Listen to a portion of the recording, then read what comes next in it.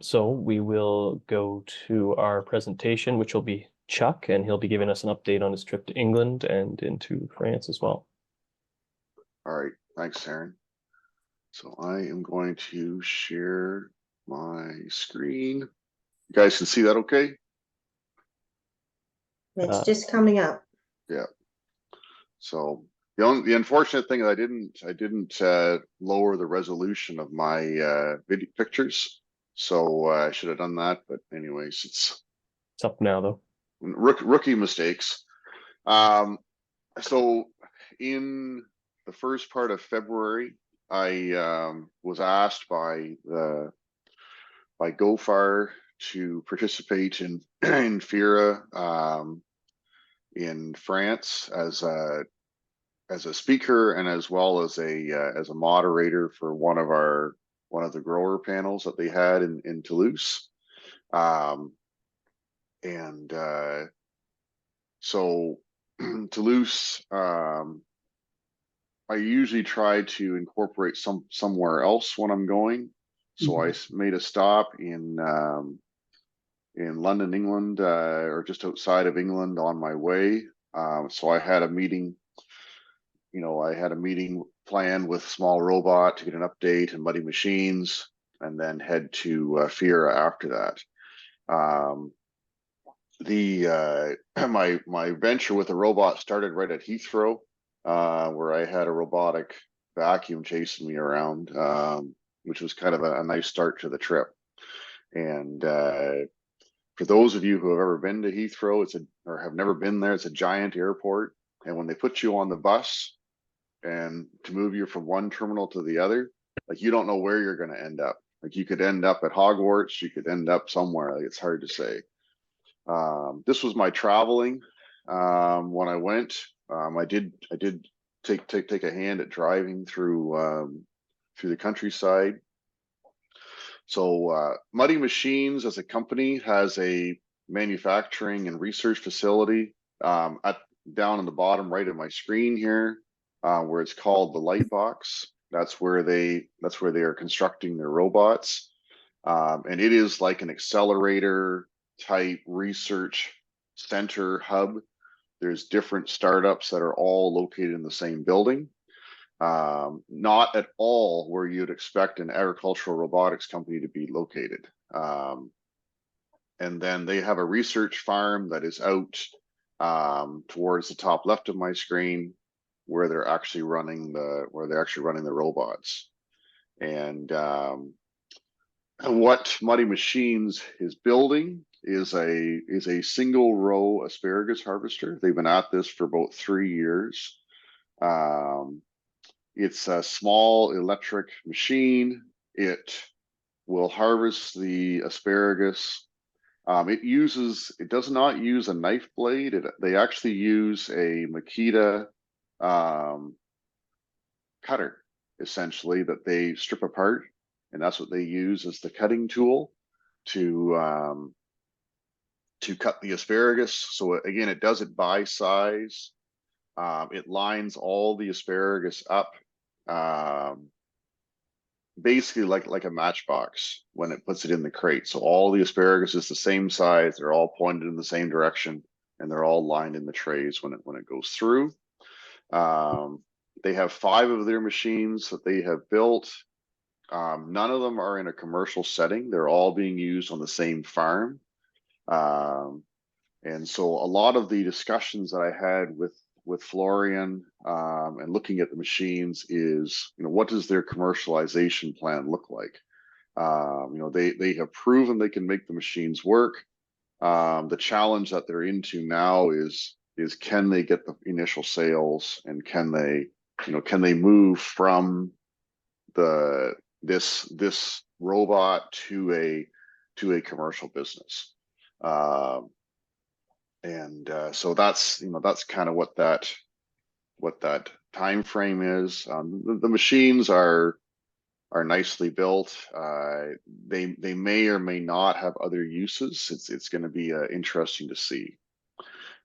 Just a little bit of the English countryside. It's very pretty out in that area. The area that I drove out to, where is called referred to as the Codswolds, which it's very scenic. If you have any kind of pictures of what you think the English countryside might look like, it's exactly that. And any of us who complain about our roads in Southern Ontario, we have nothing to complain about. Their roads are narrow, rough, and everyone drives fast. So this road here, the speed limit is 100 kilometers an hour. That's the speed limit on this road. And needless to say, this Ontarian did not drive 100 kilometers an hour on this road, and because you had to be ready at any time to move over and let oncoming vehicles go by, and you couldn't see them coming. So so that was that. I did make a stop at Jeremy Clarkson's farm when I was there. It obviously wasn't open at this time, but I was in the neighborhood. So for those of you who are a fan, people really like him in the area. He's very popular. And I actually, when I was stopped on the side of the road, letting an SUV go by, it was Jeremy Clarkson who went by, and I kind of waved at him as he drove by. I also stopped in to see, I had supper right beside the Windsor Castle. So I'm putting this picture of the Windsor Castle. When you stop at a pub to have a meal, all you see is the wall. Okay, you don't actually see the castle. And but we did have a we did have a meal there. When I stopped in to see Small Robot Company, they are in receivership. There are 4 robotics companies have gone into receivership in the UK in the last 4 months, and a couple in France as well. And so one of the things that we're trying to get a handle on is the consolidation of the industry, like who is going to be there and who is going from. So I had a nice chat with Sam Watson Jones, formerly of Small Robot, about the state of the business and the industry and where things were going. The next day I flew to Toulouse. And so Toulouse is sort of in the south of France. It's not really in the south. The area around Toulouse it has a mixture of, vineyards, vegetable farms. It's a very nice area. Lots of agriculture happens down in the south. And the Fira location, this is an image of what the area looks like. So you can see the farmland is all interspersed with the southern part of the city. So you'll be driving along and there'll be some fields, and then there'll be a city and then some fields. This is the area. Driving in France is much easier than driving in England, other than on this route that you've seen. There's like 13 billion roundabouts in that drive. So it looks all nice and straight, but all of this drive, you're driving in circles. The FIRA organization and the GoFar organization, what that is an organization that was started up by NIO Technologies about 10 years ago. And the goal of that was to bring technology manufacturers together to try to advance the industry in France. It's kind of what that organization was. And the FIRA show, kind of grew out of this, showcasing, what the technology companies are doing. That's where this came from. NIO is no longer the sponsoring member of FIRA. They are now just a participant, just like everybody else. So at one time, it was kind of the NIO show, but now it's very much an open show for any companies. The FIRA event is held actually at a specialized high school. So this is an agricultural high school. So when students get to a certain age, they can take an agricultural specialty in ag. The facility looks very much like Ridgetown College when you're walking around it. So this was just the lineup of the queue. It's very much looks like any other kind of event that we were at. And what they had at this event was a mixture of things. They had over 40 robots at various stages, from prototype to commercial, that were out in a field. And in that field, these machines can run sort of as intended. It is a demonstration site.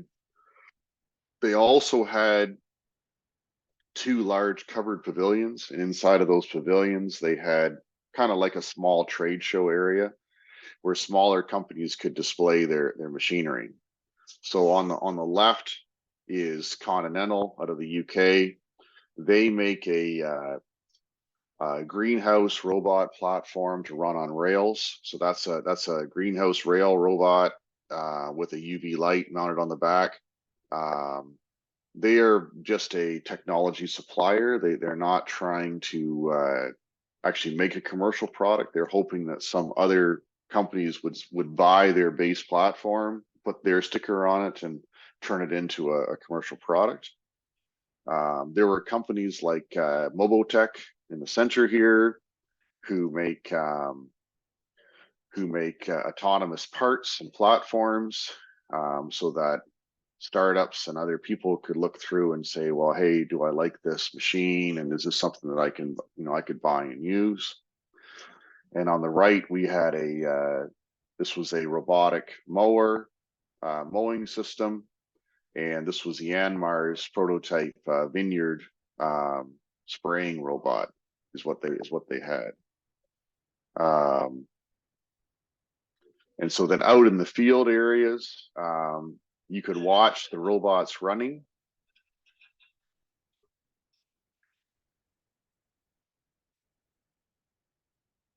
You could watch them running. This was a case where Yanmar was demonstrating their prototype vineyard spraying machine. You can see the fake vines that they had showing up. All of the vines in France are very short. They don't grow tall grapes like we do in Canada. So little machines like this work pretty well. You also had a chance with some of the machines. So here, Thomas Beach from the UK, they let us drive some of the machinery. So if you actually wanted to run the robot yourself, you just had to take your turn and drive it around and see what it could actually do. And the soil is like a very, very pure clay. Like it's so pure of clay, like it doesn't actually stick to your shoes. It's weird. It's some kind of weird dirt. And they had a crop planted in here. So this pixel farming robot has a laser weeding module on it, and that's what we were running or trying out.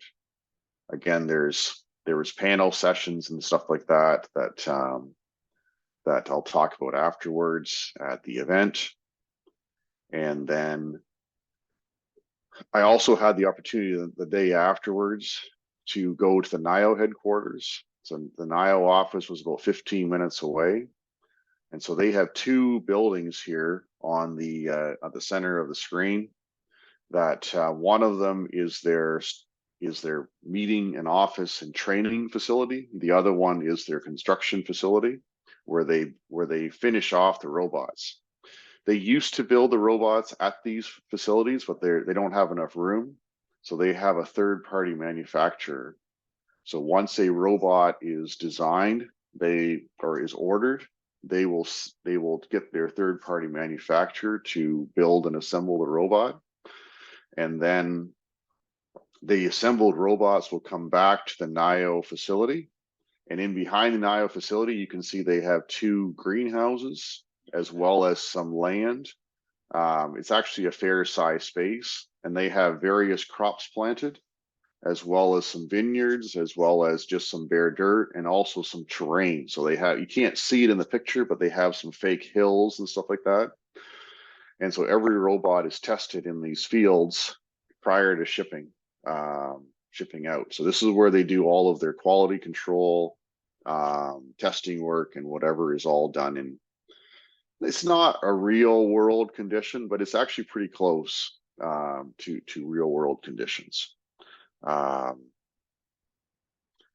And you know, there are some new things from NIO that they showed me when I was there. One of them is they have a company trying out a spot spraying system on a vineyard, which is and this is a little, I won't play the video, but essentially what they've done is, you know, similar to what we did with our NIO robot.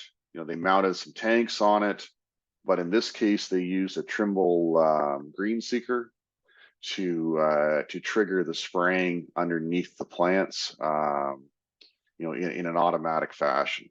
So this is what, you know, this is, so some of the stuff that I got to see at NIO is some of these prototype machines.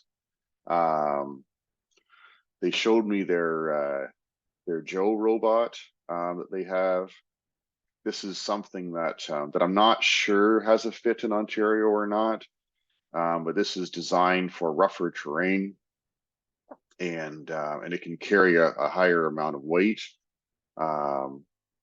One of the things that NIO is doing along with the other companies is they are not building any tooling themselves. So they are focused on the robot, and the tools that you can see are all built by other manufacturers.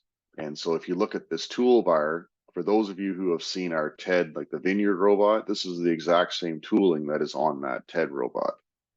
And so they're messing around with tracks.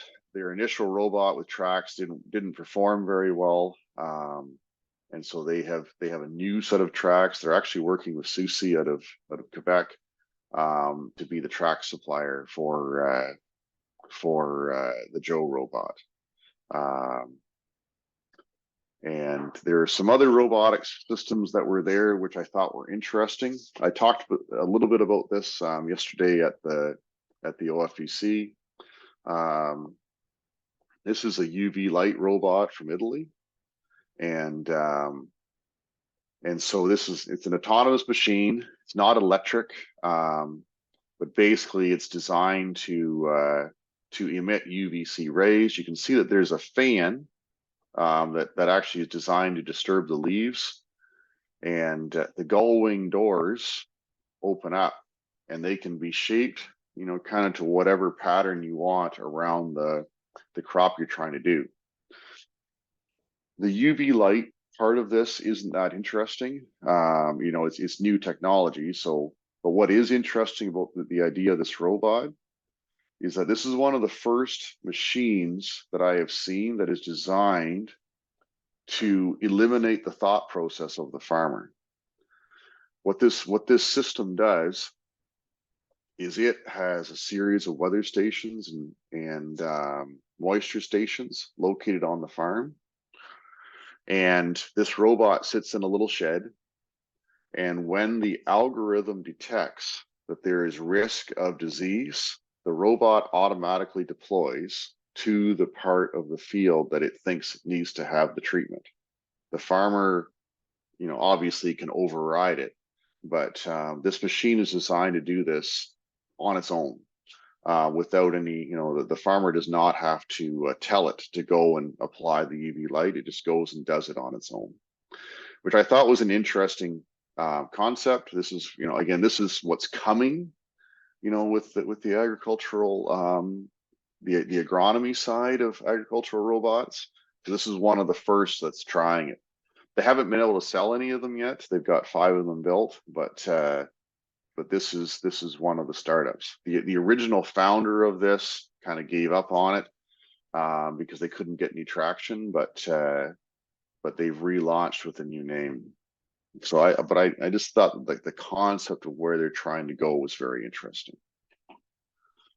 There is another startup company there called Robotic Perception. This is an Israeli company that basically what they've done is they've taken a standard robotic arm, which is, you know, very typical of the industry, trying to use something from the automotive sector or the medical sector, and it was built to do pruning. Like their real goal here is to develop an attachment that goes on a tractor that would have 4 of these robotic arms operating at the same time,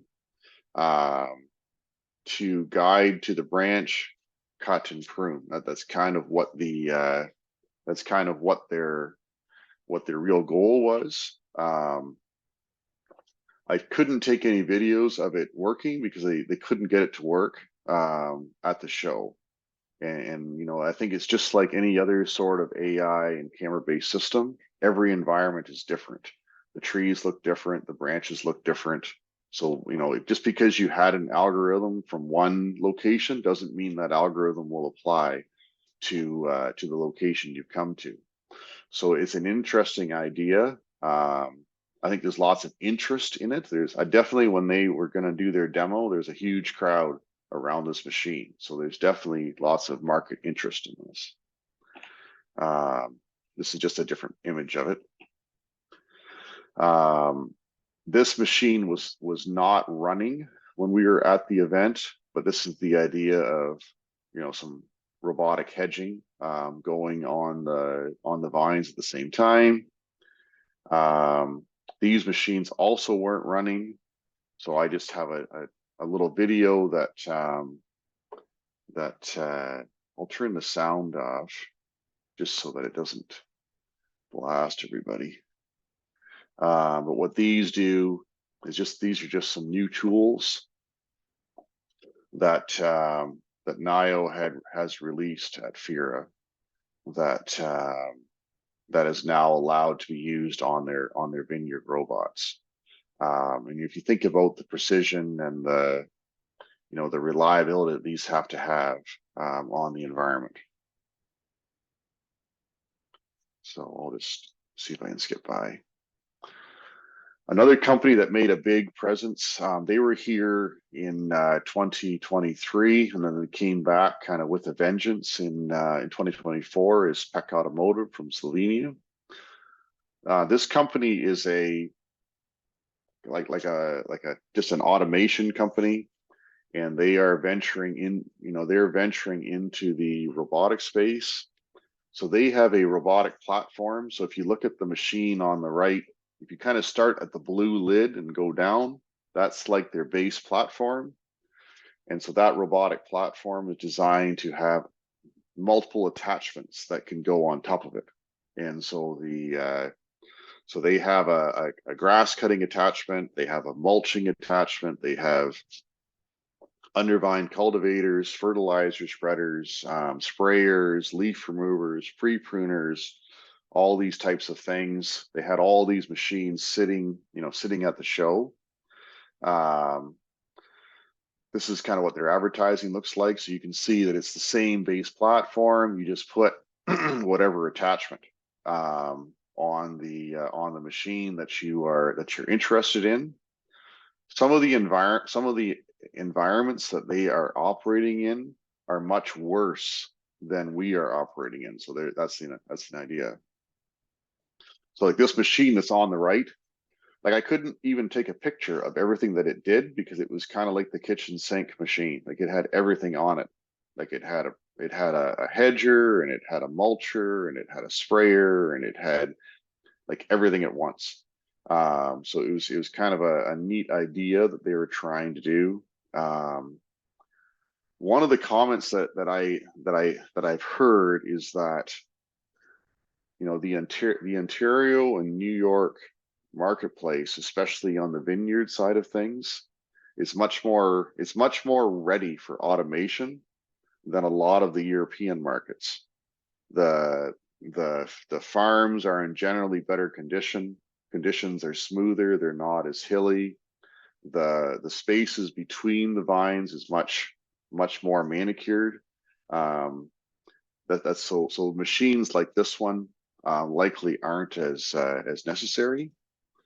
For those of you who saw on my Twitter feed, this was their apple harvester.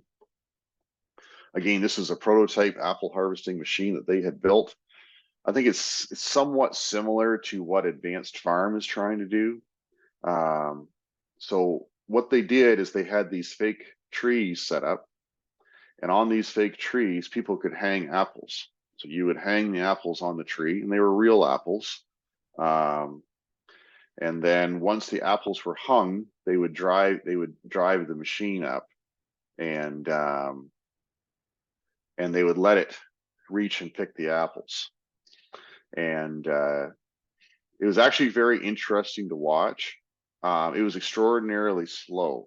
Like, I mean, I think in terms of the speed of picking, it was a slow machine, but what it did is it would pick the apple would come through the arm onto a belt. It would end up on this upright conveyor that's on the back of the machine, and then that would roll down into the bin. That's what this looked like. The machine broke while it was at the show. Like, they had a couple wires break off. Like, it's very much a prototype. It sounded like a clinking, clanking thing. Made a lot of noise, but they're spending a lot of money trying to build this. I talked to them about when they thought it would be ready for any kind of commercial deployment, and they thought 2025 at the earliest. They're going to need all this year and probably half of 2025 just to get it to be reliable. They're trying to get this to work.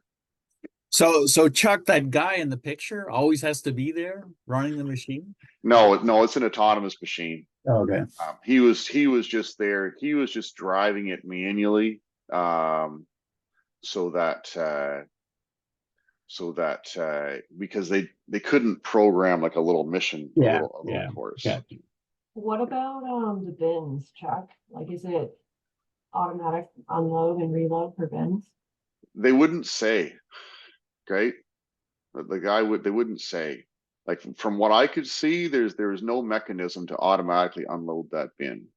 Like, you'd have to, and I think, like, I didn't really understand on the design of the machine how that would ever work, how that would ever like flow, like on a system. Yeah, I think a lot of the companies don't really consider that. There's a few that are on the right path now, but yeah, that's a big. Well, I kind of thought it was an issue, and I'm not an apple farmer, so I was kind of wondering myself how do you do that? So, so I guess some kind of closing thoughts about FIRA is that as an event, it's really geared towards researchers and entrepreneurs. It's just really what this show is for. The first day is all scientific research presentations.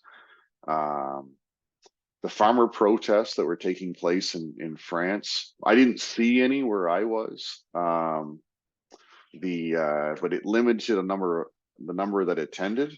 The farmers that I talked to actually called it a strike. They don't call it a protest. They say it's a farmer strike. And when the farmers strike, they actually don't go to any kind of farmer event either. So if there's any kind of like KTT events or farm shows or whatever, they also choose to, in solidarity, not to go. And so the number of farmers that I talked to was probably about 25% compared to 2023. I did meet several Canadians, and both farmers and also industry people from across. So that was kind of neat. And other countries would have contingents, whether it was from Italy or Spain or Holland, Denmark, whatever, to essentially promote their technology industry. They were there to say, to kind of have their hand up saying, we exist, and if you are an entrepreneur or whatever, come and find us and see us. So that was a little bit different to see. All right, so I'm going to stop my sharing. Anybody have any questions about that? Did you talk to any grape farmers? I'm just wondering what their kind of attitude is towards technology, because it is, they've been doing the wine grapes for a lot longer than we have, and there's just a cultural thing about, bespoke and whatever. So I don't know how they feel about that. So Or whether their labor problems are just so bad that, you know, they're prepared to maybe make that shift. they're very open to using technology. I think they're probably, in terms of sensors and using imagery and sensors and cameras and those things, they're probably 4 or 5 years ahead, especially on the data collection side of things. No concerns of any kind. There are 3 other technology suppliers besides NIO that are in the vineyard space. A lot of the robotics are geared towards grapes. The biggest holdup is that the general economy, the general economy of vineyards and grapes is not good. Hmm. They had to dump a lot of wine in France, and so the general state of the farm economy was a bit pessimistic. That's probably the bigger concern than the whole technology adoption side.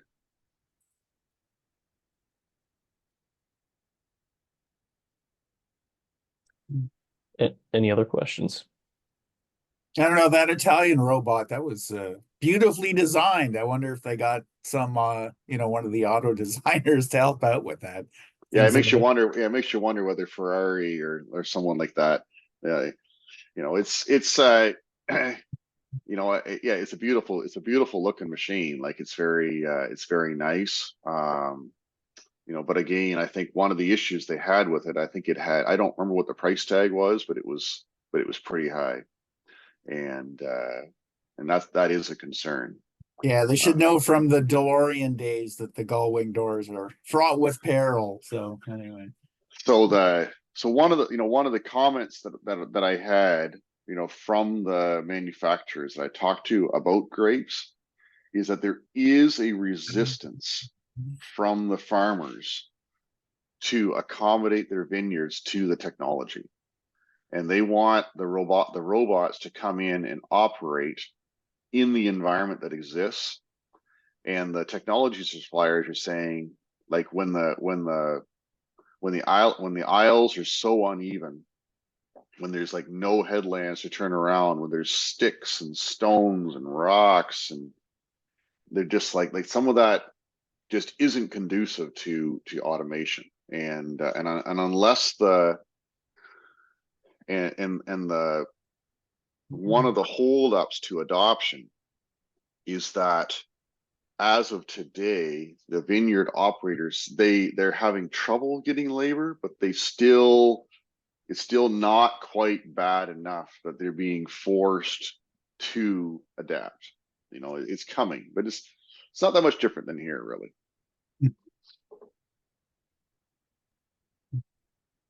Any other questions for Chuck? Thank you for the update, Chuck. That's really informative. The next thing, I guess we'll go through the conferences. I know a few people were at the British Columbia Organic Conference last Friday. Chuck was one of them. Does anyone know you weren't? Oh, sorry. That was you. Sorry. Do you want to give an update on that, Kristen? Yeah, sure. I did a presentation on it was to the perennial crop growers there, so tree fruit, cherries, blueberries. So I focused my presentation on the technologies that have been trialed that could fit into those systems.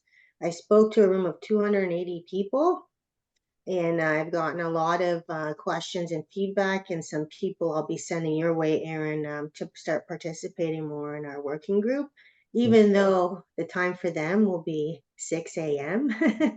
that there was quite a bit of interest in that presentation and how far this group has come in 3 years. So yeah, it was a really well attended and lots of great questions as well. That's fantastic. Mm-hmm. I know Chuck gave a brief update on the Fruit and Veg to conference as well. We were all there. I know there's a couple other faces. Kristen was there as well. Did anyone want to add anything else for that conference? No? Maybe Erica, she was the chair of the speaker program. Put me on the spot, Kristen. You do it to me, so. Uh, yeah, it was really good. I think it was the highest attendance that they've had since before COVID. So I think Glenna will be sending out some actual numbers later this week. I know one thing that some of the attendees brought up was there's too many good sessions all at once, and I think that it's a good problem to have. But yeah, it's been like that for a while, and I think 2 days of pretty intense speakers is good enough, as long as everyone had enough time to go through the trade show floor. That's what's important as well. I did not go through the trade show floor at all, so I apologize for not seeing anyone there. But yeah, as always, it was a really good time, and I'm glad that it's done. It was great. I don't know Yeah. what else to add. Yeah, I think I would echo that, Erica. I think it was, you know what I mean? I think it was there's a lot of sessions, there's a lot of people, you know, talking about what's going on. You know, and I don't know, every conversation I had, like almost everyone was excellent. You know, like that's what you're after, right? Good. I'm glad, because I know the past couple of years has been a bit of a challenge for the trade show just because we had low attendance. So I'm glad that this year has been better. And I think Glenna also mentioned it's the largest show that we've had, like just by the trade show floor, because of how we rearranged some stuff. So like the poster session was in a different area. It's no longer actually on the trade show. So that opened up a lot of more booth space, which is great. So yeah, Well, it's good that we're expanding a little. mhm. Yep. Fantastic. Yeah, and if anyone was in attendance and has feedback, I know that we'll be sending out a survey. I think it's next week or the following week. So feel free to respond to that, because we do put that into consideration for next year. Yeah.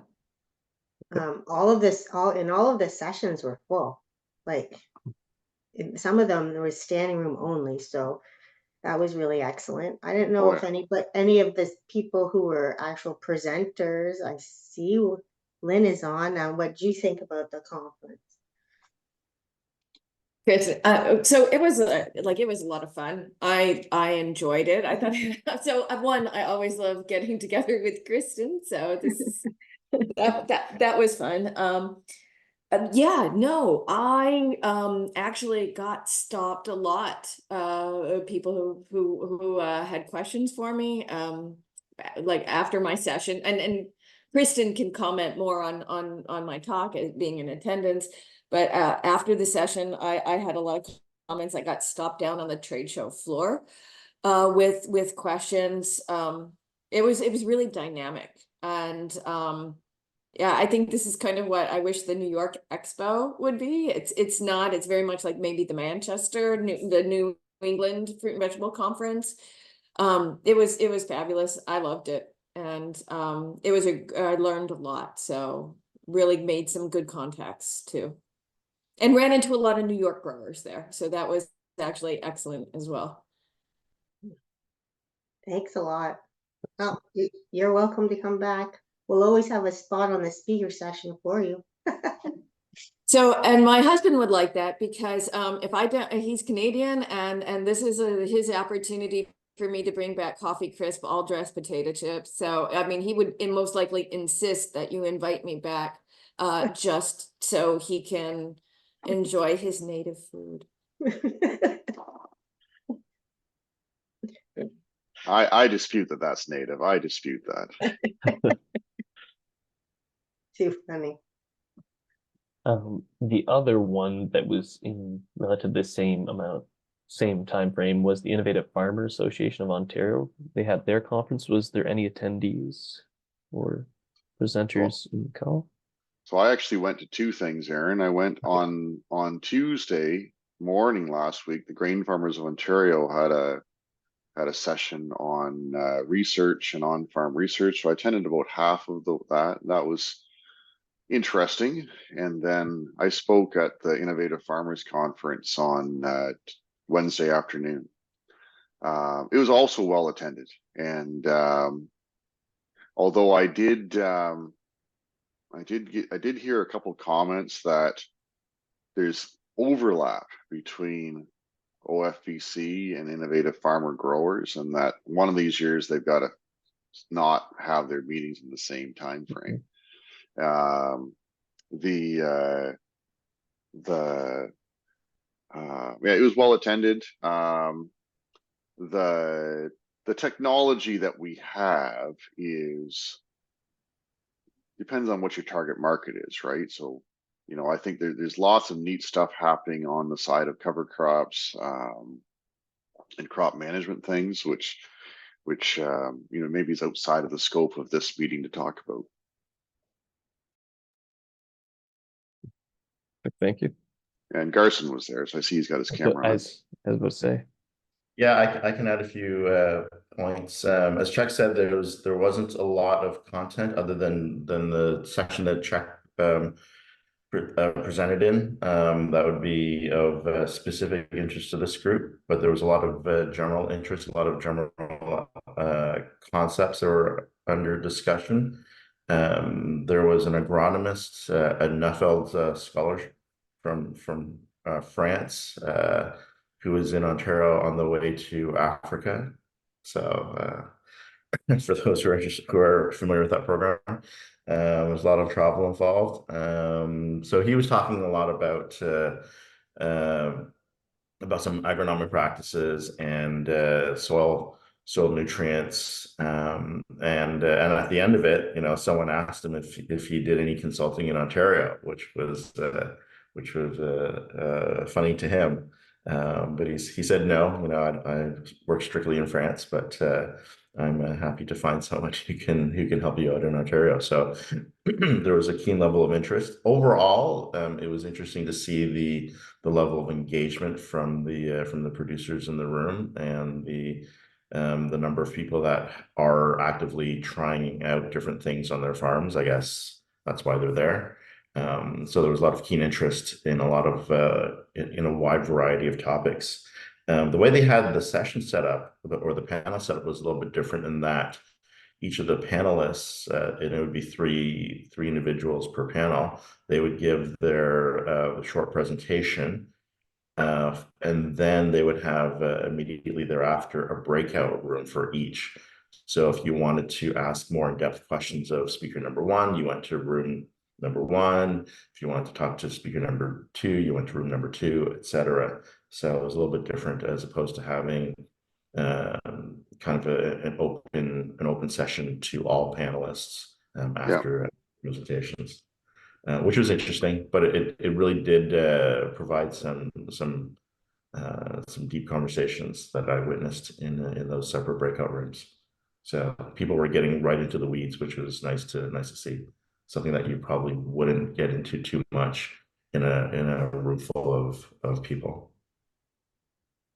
Yeah, I think one of my co-presenters was Xavier from Piquetta, and then Lori, I think it's Lori Phillips from AFC from Harrow was the other co-presenter.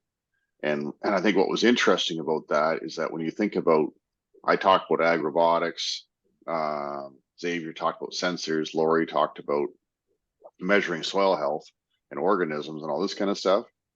And all those three things intersect. And those are you don't actually think about that at the start. You think these are very diverse things, but they're actually all related.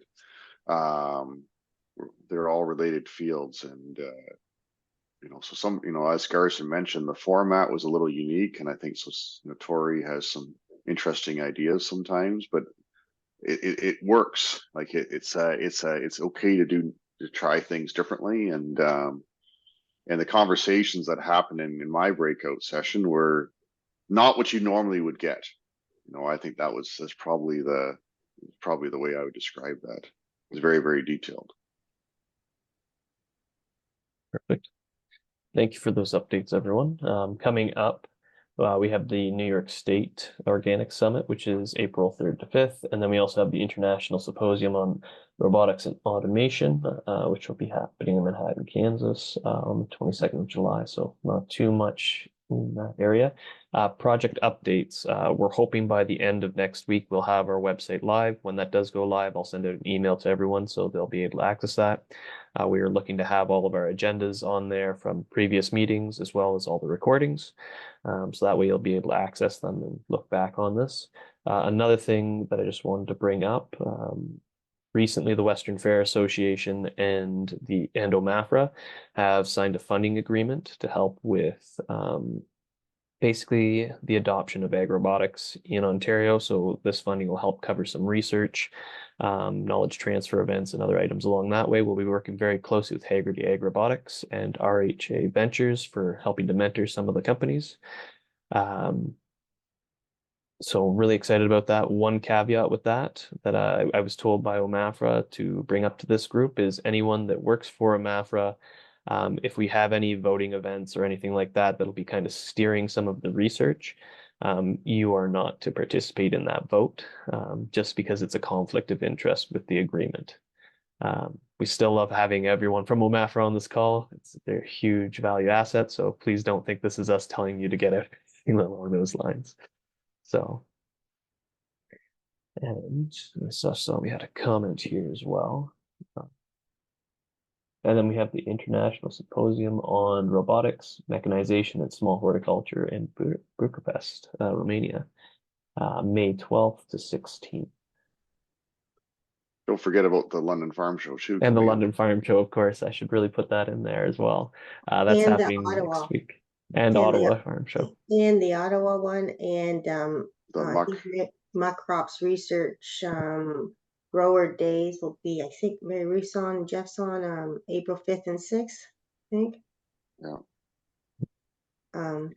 I did hear through the grapevine that at the Ottawa Farm Show, I do know that the parliamentary assistant for sure of our minister's office is going to be there.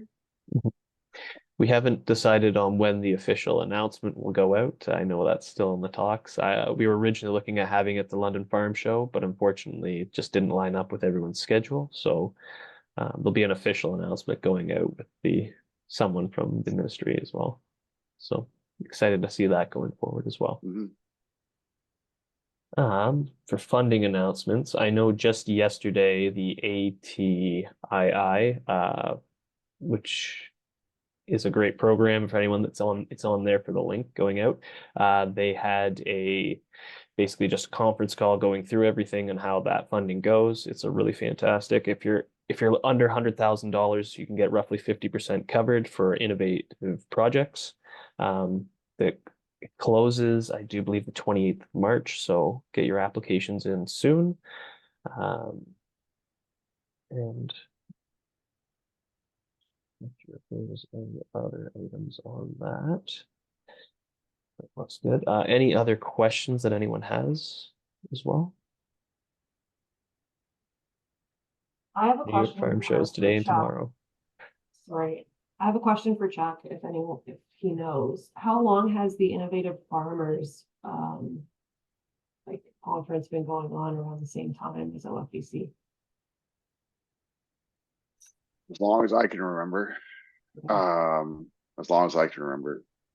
And I think it's at one time the Innovative Farmers had a very unique and I don't want to say very unique membership, so where it probably didn't matter. They are trying to grow that membership and kind of expand outside of their role, and I think they're doing a great job of doing that. But I do think that's something to quiz them on about, how do we all just get along and not compete, right? Mm-hmm. Yeah, you want everyone to be able to attend both. So yeah. Do you have a contact? Maybe yep. You could send me? Yep. Yep. Thank you. Yeah, I'll send you Tori's contact. Any other items or questions anyone has?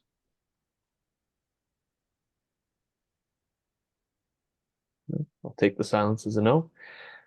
So we'll be getting everything ready, and I do believe for next week we are looking for we are planning on having Kyle from Thrive give an update.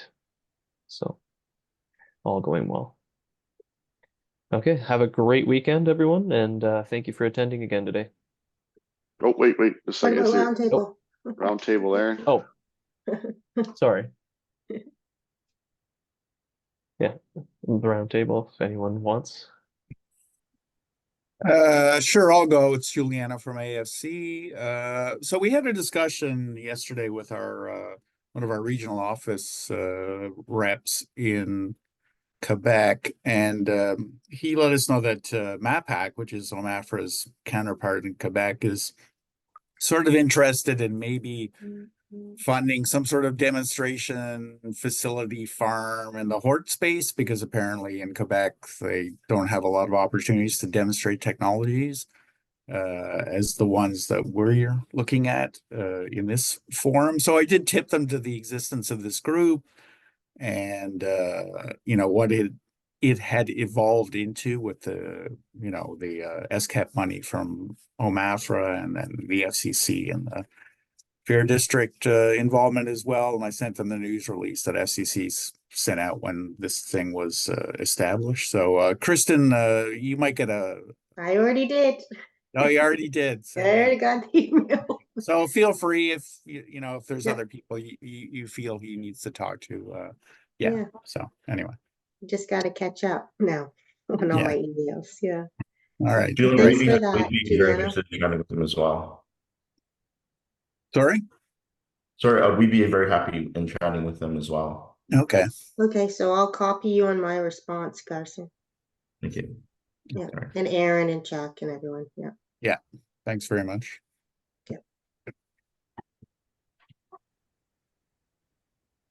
Anyone else on a round table item?